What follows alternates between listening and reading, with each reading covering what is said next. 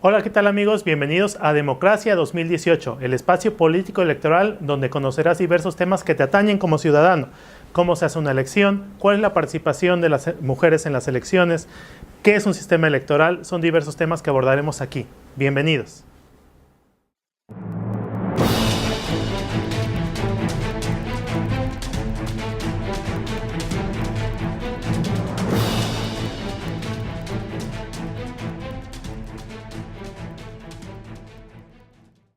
Hola, ¿qué tal amigos? Bienvenidos a Democracia 2018, el espacio político electoral donde tratamos los temas que competen a tu ciudadanía para que puedas participar en este proceso electoral.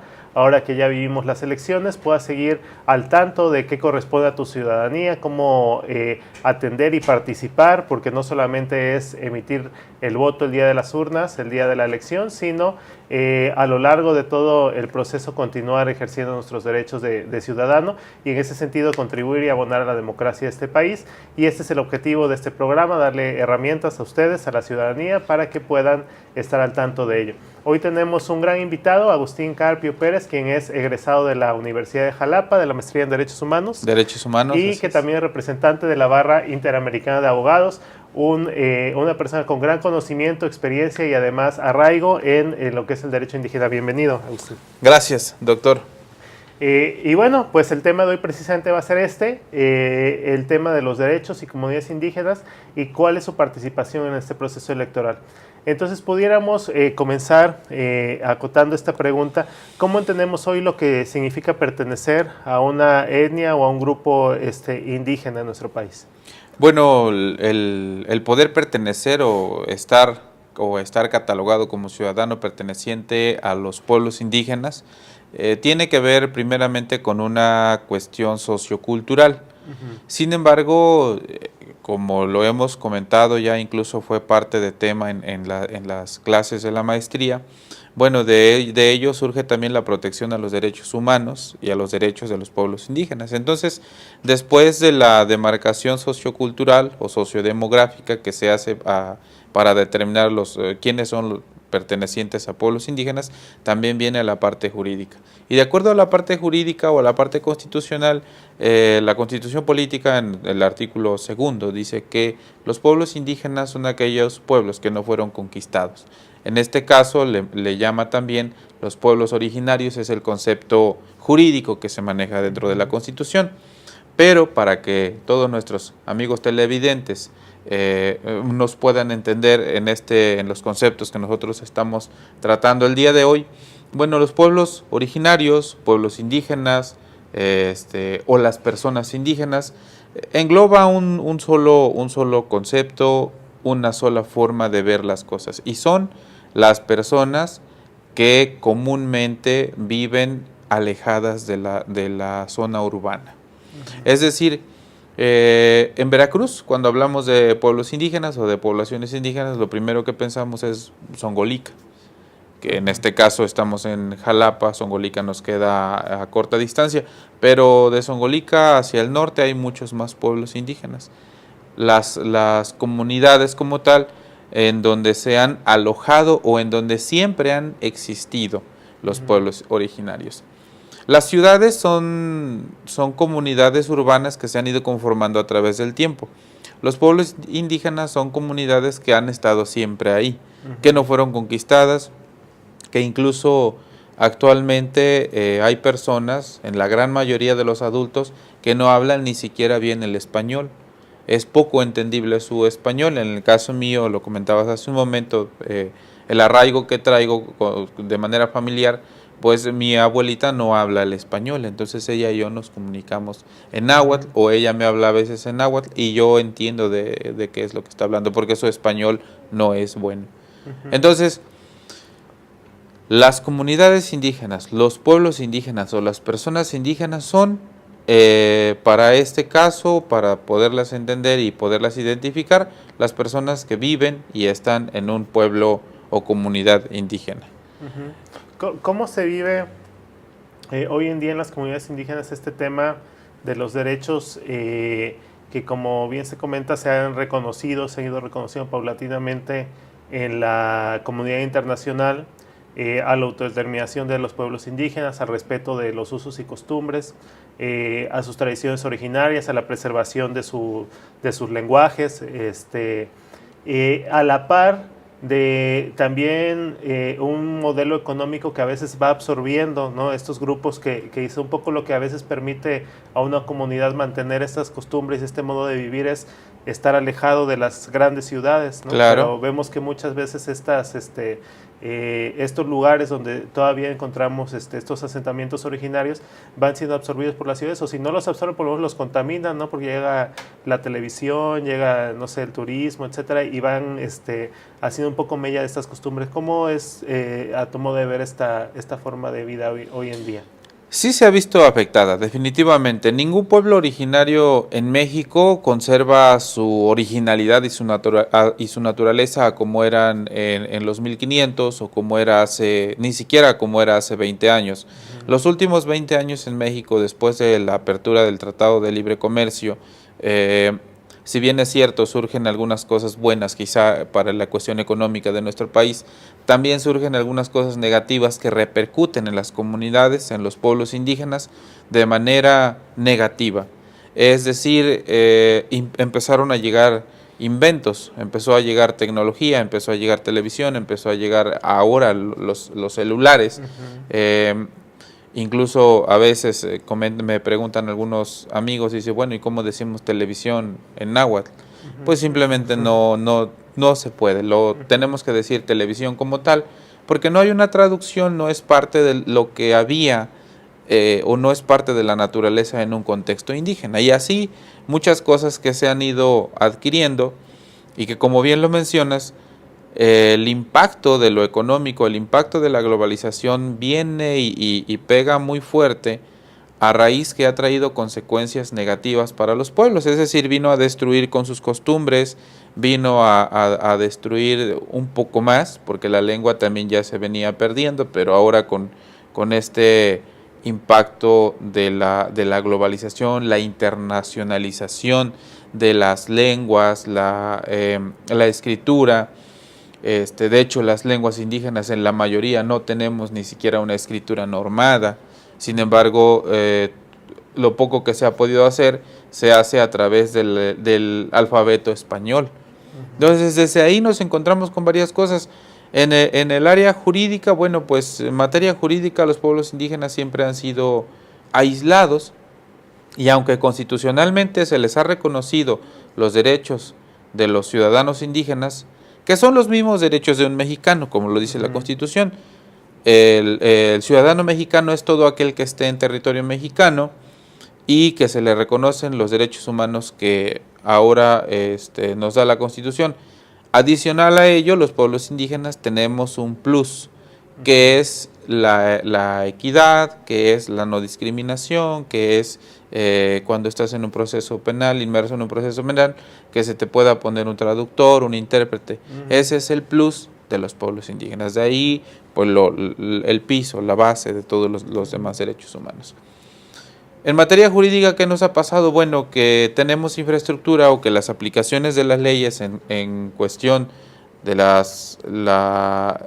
el poder judicial del estado de Veracruz, en este caso, no tienen la infraestructura adecuada para poder impartir justicia bajo la perspectiva de los derechos de los pueblos indígenas, del respeto de los derechos de los pueblos indígenas.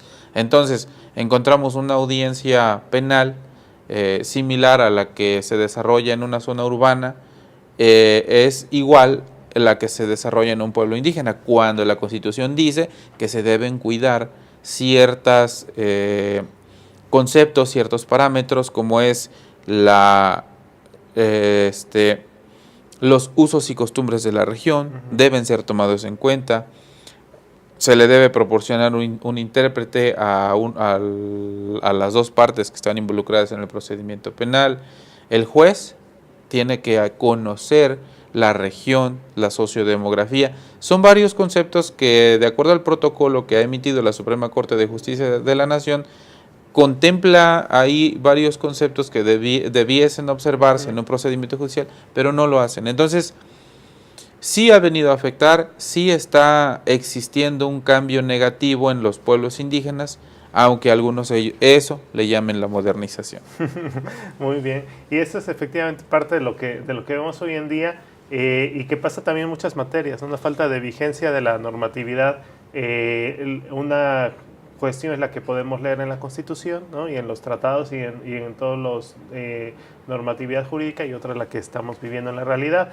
Pero bueno, vamos a escuchar también la opinión de la gente, siempre es muy importante en este sentido. ¿Qué nos puede decir acerca de cómo perciben ellos lo que es una comunidad indígena hoy en día? Vamos al sondeo y regresamos con nuestro invitado.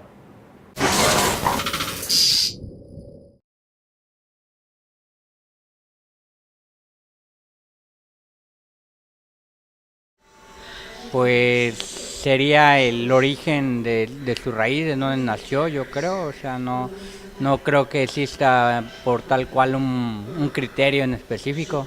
O sea, simplemente en dónde nació, de dónde surgió esa persona. La utilización del lenguaje.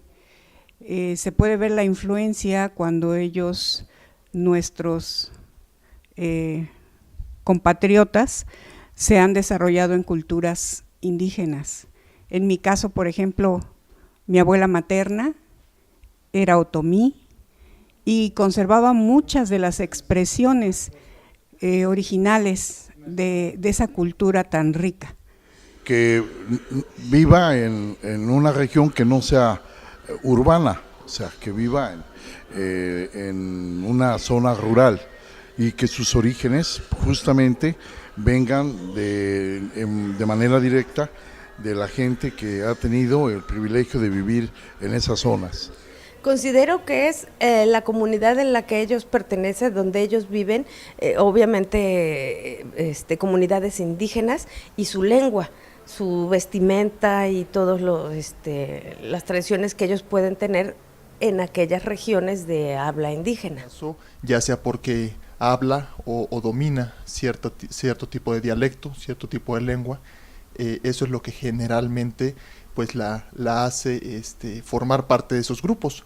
También, bueno, pues no hay que dejar a un lado, por ejemplo, los criterios como es la familia, como es pues todo la descendencia que muchas veces tienen ellos, y también, bueno, pues el aspecto regional, el aspecto geográfico, cuáles son esas zonas en nuestro país que son consideradas pues como pueblos de tipo indígenas, que ya están precisamente, incluso hasta ellos mismos se han proclamado como tales. Muy bien, continuamos aquí con el maestro Agustín. ¿Y qué nos puedes decir sobre la respuesta? Hay amplia cantidad de criterios que nos hablan sobre el origen, sobre el lugar donde nacieron, sobre poder dominar todavía una lengua originaria, pero podemos decir que hay un criterio objetivo para definir hoy en día que una persona pertenece o no a un grupo étnico, a un grupo indígena, o es un criterio subjetivo más bien que uno diga yo soy. ¿Cuál sería tu opinión al respecto? Sí, en este caso es un criterio subjetivo, porque no hay las autoridades oficiales del gobierno del estado y gobierno federal no tienen un criterio final o unificado. Comentaba hace un momento acerca de que la Comisión Nacional para el Desarrollo de los Pueblos Indígenas, la famosa CDI, tiene sus propios criterios, que son como 5, entre ellos lo que bien comentaban los compañeros del sondeo, hablar una lengua materna. Para este caso se omite ya las palabras de dialecto, porque de acuerdo a algunas investigaciones dice que el dialecto era un concepto despectivo, entonces con tintes discriminatorios. Entonces se incorpora hablar de lengua materna, hablar de lengua originaria, hablar de pueblos indígenas, pasar a pueblos originarios, para ponerlos, pero eso es en un concepto antropológico, en un concepto social, porque jurídicamente la Constitución política y los criterios que ha emitido la Suprema Corte dice que solamente es para considerarte indígena o para poder autodeterminarte indígena, basta con la simple manifestación del ciudadano.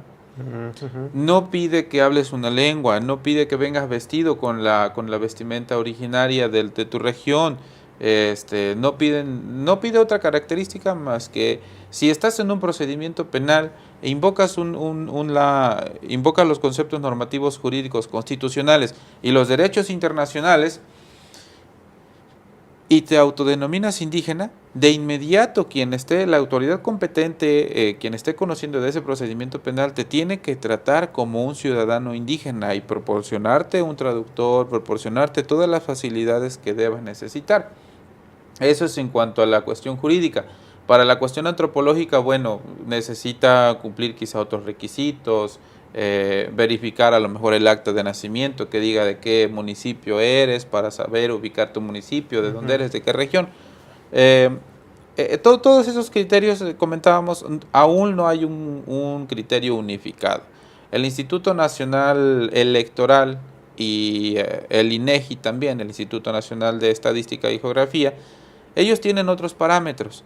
Ellos, por ejemplo, para poder catalogar una familia indígena o los pueblos indígenas, ellos sí piden, para uno de los requisitos es estar situado geográficamente en un punto que sea considerado políticamente o delimitado como territorio indígena, es decir, que estés dentro de ese territorio y que además hables la lengua. Porque si estás dentro del territorio pero no hablas la lengua materna, entonces no eres indígena.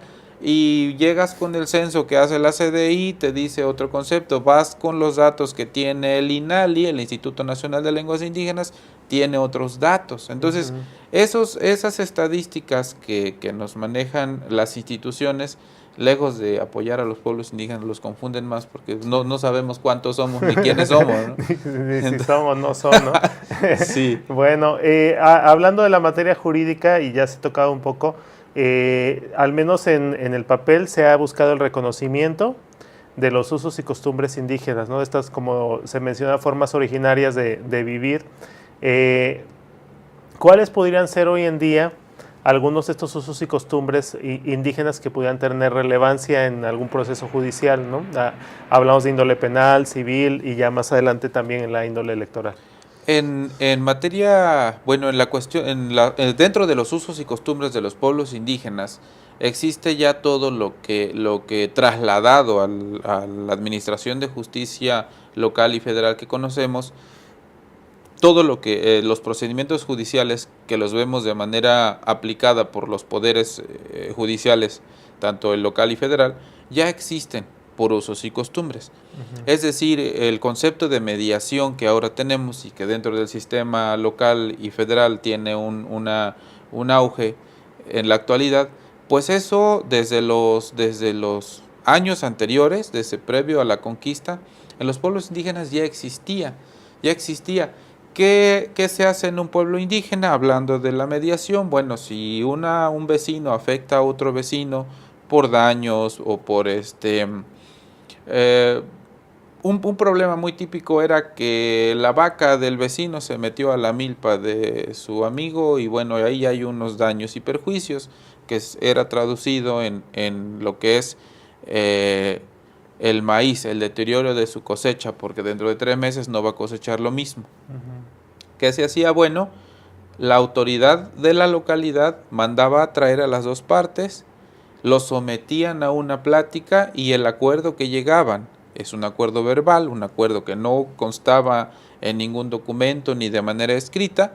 Sin embargo, había personas de honorabilidad, que vendría siendo personas reconocidas de la localidad, y en el mejor de los casos, toda la asamblea del ejido o de la comunidad, que eran testigos de ese acuerdo, y que una de las partes, la parte que haya afectado a la otra, se comprometía a sufragar o a solventar esos daños en un determinado tiempo, que podría ser hasta dentro de los 3 meses, cuando la cosecha ya esté lista y le va a reponer la cantidad de maíz que se le dañó en su momento.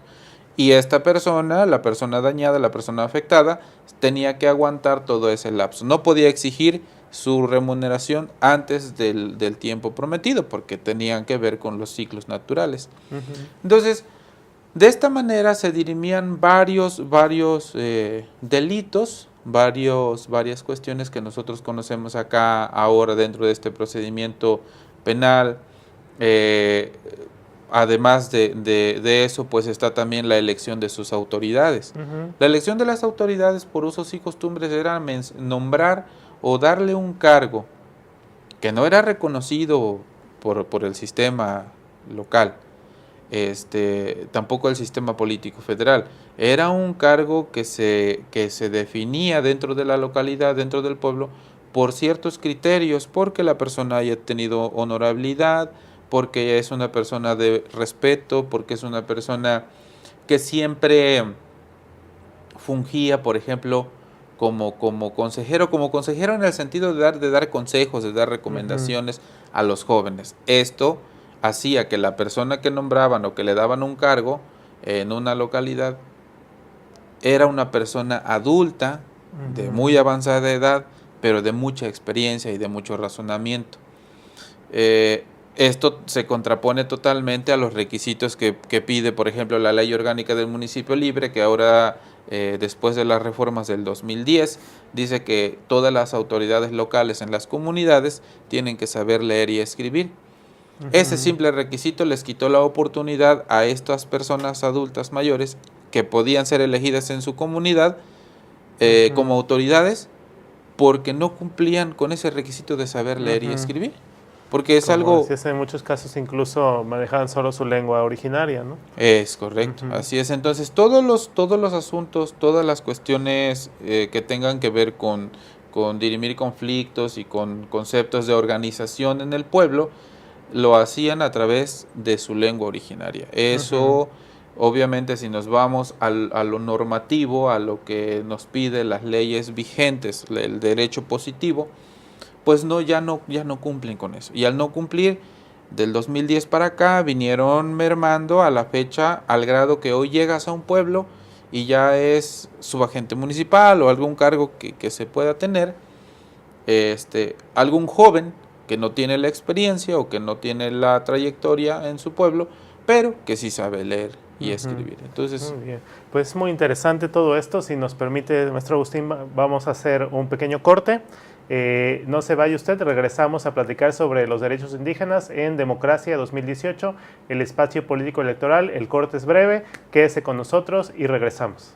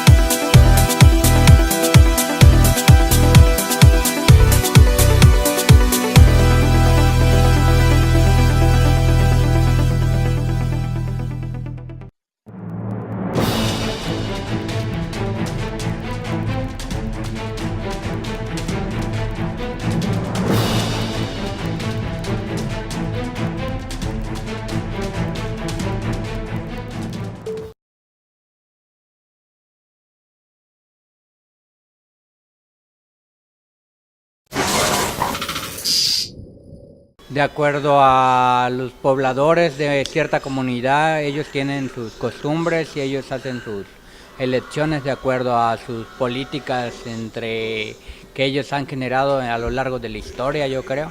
O sea, no hay como que un sistema donde se pueda hacer una elección, más que ellos hacen su forma de elegir a sus representantes. Que en algunas de las poblaciones, por ejemplo, de Oaxaca, de Chiapas, en el sureste de nuestro país, sí hay elecciones por usos y costumbres. Al no respetar la normatividad general que priva en cuanto a la ley electoral, a veces, sí quiero decirlo, se cometen abusos, como no permitir que las mujeres sean representantes de una comunidad. Normalmente, desde que el hombre existe, siempre se agrupó, y por eso se llama política, porque vive en grupo. Entonces de ahí nace que se siguen líneas, leyes, costumbres que marcan la misma población en base al entorno donde vive, y de ahí se va haciendo y se va acumulando los usos y costumbres. Esto, traído a la época actual en que vivimos, se ajustan justamente como están considerados los candidatos o la gente que va a gobernar una región o una comunidad. Considero que dentro de esas características las debe tener comunidades indígenas muy arraigadas, donde la lengua también, aparte de, en algunas veces ni siquiera pueden hablar el español, en algunas partes ya son de muchos años atrás, y a pesar de respetar o de llevar a cabo pues lo que nosotros consideramos nuestra Constitución, ellos aparte tienen otros para poder y hacerse respetar a través de esas tradiciones de ancestros que han tenido.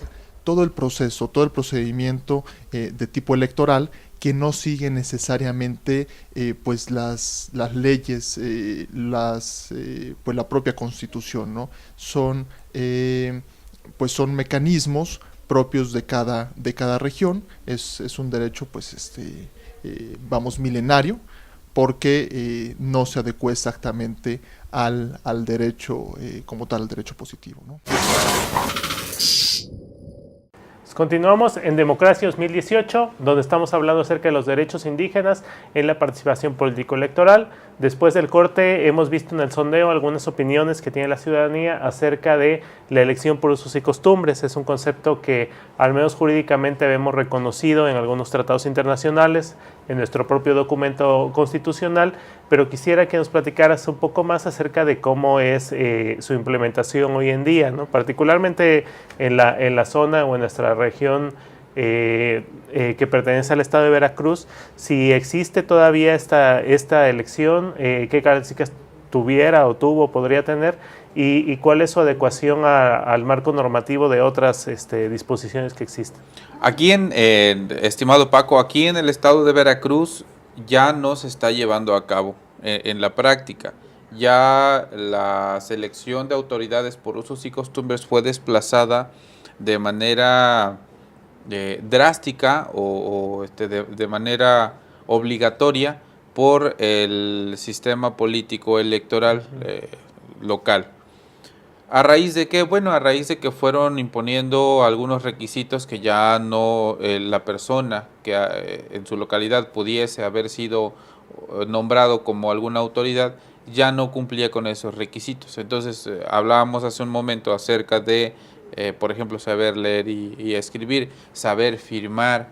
¿Por qué? Porque ahora te pide la norma local que cuando eres autoridad tienes que levantar un acta respectivo de cualquier acuerdo, sus respectivas firmas y el sello, cuando eso anteriormente no era necesario, de acuerdo a usos y costumbres.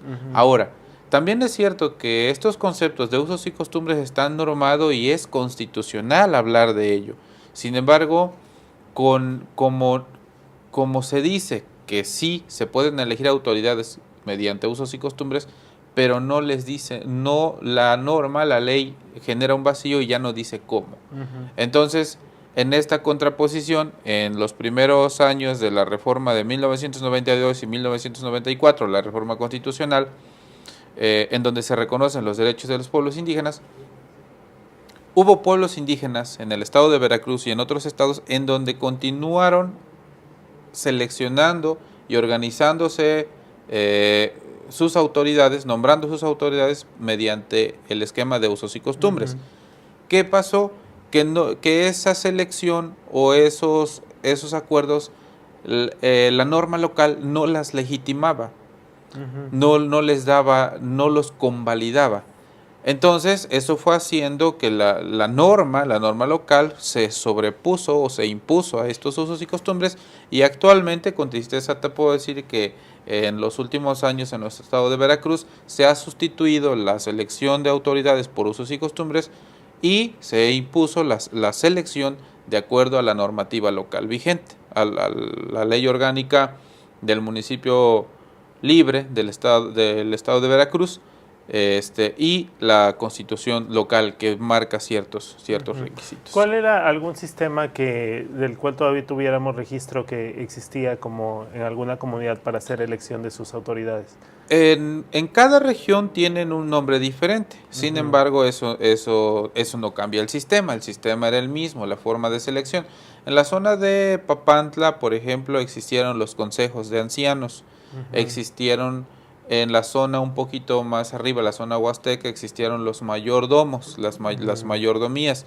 El mayordomo era un todo, era una autoridad total, porque tenía que ver con cuestiones de la conservación de la cultura, las tradiciones, las fiestas, pero también tenía el poder de dirimir algún conflicto. Es decir, cuando incluso se llegó a dar, hay datos históricos que se llegó a dar que cuando las parejas tenían algún conflicto matrimonial, bueno, iban con el mayordomo a exponerle lo que estaba pasando y el mayordomo les daba un consejo, una sugerencia. Lo mismo pasaba en las otras regiones de nuestro estado de Veracruz, pero que esas autoridades las fueron deslegitimando porque nunca dieron el mecanismo normativo de cómo legitimarlo, por ejemplo, como un juez de paz, como un juez de comunidad, como un juez municipal. ¿Por qué? Porque los jueces municipales venían puestos dentro del organigrama de la ley orgánica del Poder Judicial. Sí. Y si no te metías dentro de la ley orgánica o no eras impuesto por el Poder Judicial, entonces no eres un juez municipal. Todo esto vino haciendo que ahora en nuestro estado de Veracruz, en ninguna de las regiones indígenas, desde la zona norte, la Huasteca, la zona centro, Totonaca, la zona sur, en donde también se habla náhuatl y el idioma colindando con Oaxaca, una parte de mixteco, pues ya no tengan vigente estos usos y costumbres para la selección de autoridades. Lo hacen para efectos de tradición, comentábamos hace un momento. Una autoridad, aquí hay otro error de concepción que se llega a tener por parte de terceras personas que no están dentro de los pueblos indígenas. Para los pueblos indígenas ser una autoridad no es precisamente el gobierno, no es precisamente establecer un gobierno. En el caso de las personas que viven en las zonas urbanas y para efectos legales, casi siempre te comparan o quieren equiparar, bueno, eres autoridad en tu localidad, entonces eres el presidente o eres el gobernador o te dan conceptos atraídos del derecho positivo. Sí.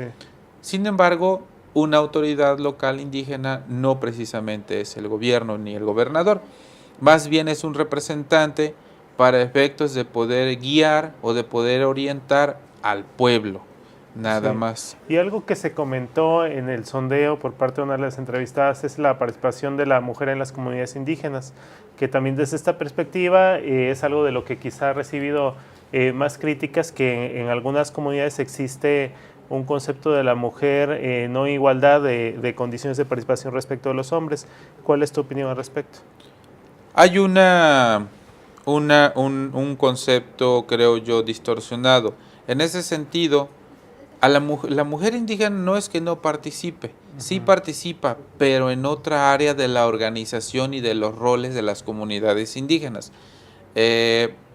No es que sea invisible, simplemente que la mujer indígena participa de una manera diferente a la participación que ha tenido el hombre como representante o como cabeza de familia, si así se le quiera denominar, por ejemplo. Y esto lo vimos hace 10 años, en los últimos 10 años, con la intención de darle la igualdad bajo la perspectiva de la equidad de género, llega a las comunidades indígenas un programa social muy conocido a nivel nacional que les empieza a dar o las pone al frente como responsables a las mujeres, cuando en realidad no se consultó si las mujeres sabían, por ejemplo, caminar en rutas de carreteras. ¿Por qué? Porque este programa social primero llegó y les ofrecen un beneficio económico, tenían que ir a bancos, tenían que ir a tenían que ir a otras comunidades, a otros lugares en donde las mujeres no conocían. Un primer problema que hubo, que las mujeres tuvieron diversos incidentes. ¿Por qué? Porque al no saber ir a bancos, fueron asaltadas, fueron engañadas. Les decían, es que a ti no te llegó el pago, pero fírmale aquí, como quiera regresas. Y al hacer una investigación minuciosa te das cuenta que fueron engañadas. ¿Por qué? Porque desconocían el tema. Pero, y la pregunta es, bueno, ¿y por qué mandaron a las mujeres? ¿Y por qué no a los hombres, no?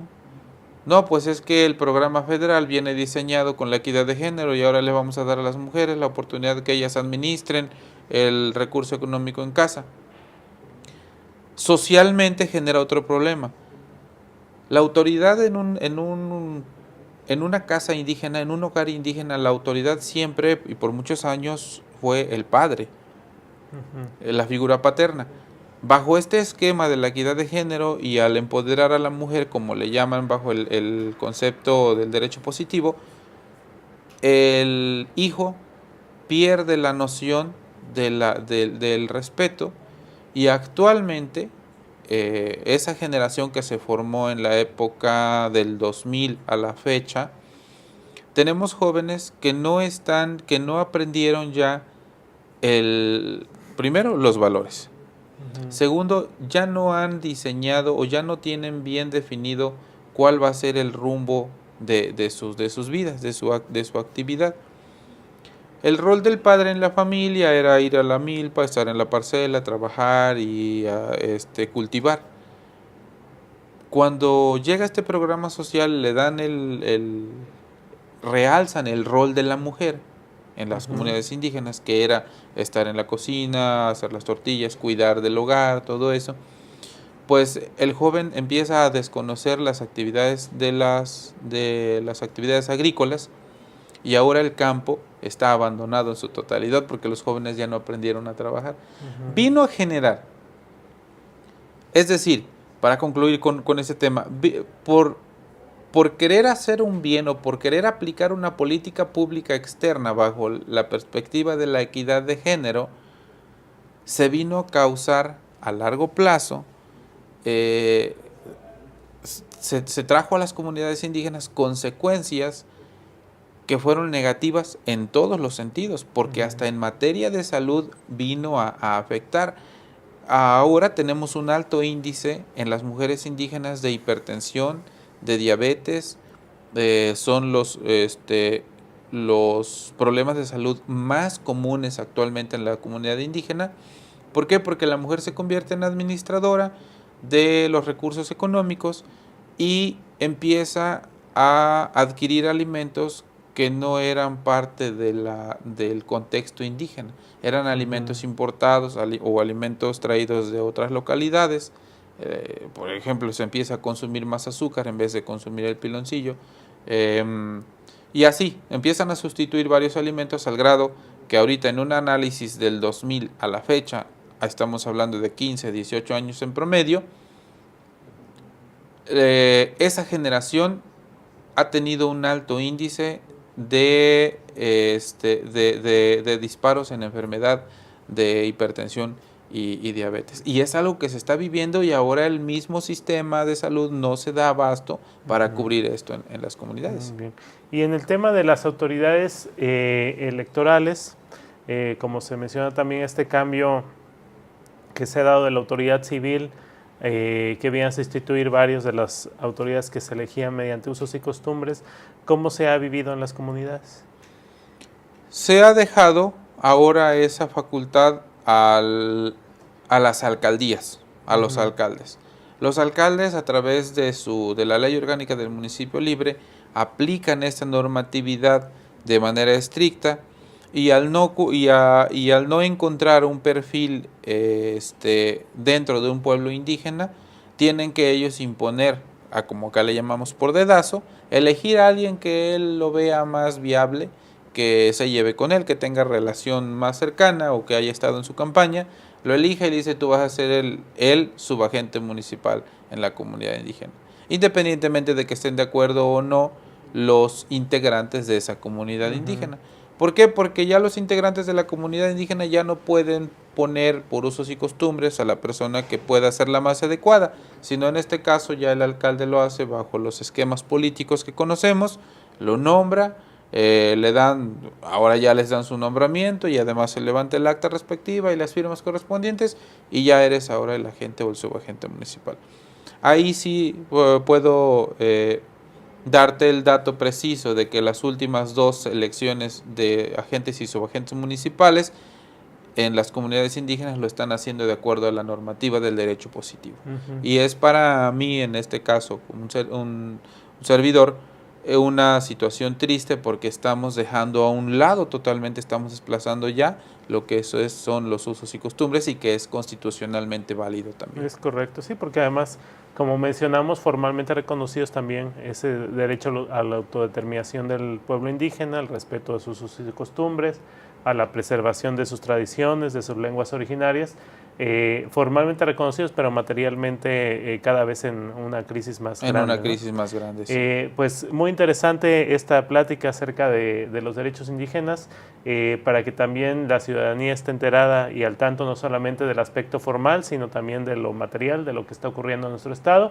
Te agradecemos mucho el haber estado con nosotros este programa, maestro Agustín Carpio. Gracias a ti, a ustedes por la oportunidad. Y por acá nos estamos viendo con el auditorio en nuestra próxima emisión. Recuerden Democracia 2018, el espacio político electoral, que es para que todos ustedes se ciudadanicen y estén al tanto de sus derechos de participación democrática. Nos vemos la próxima.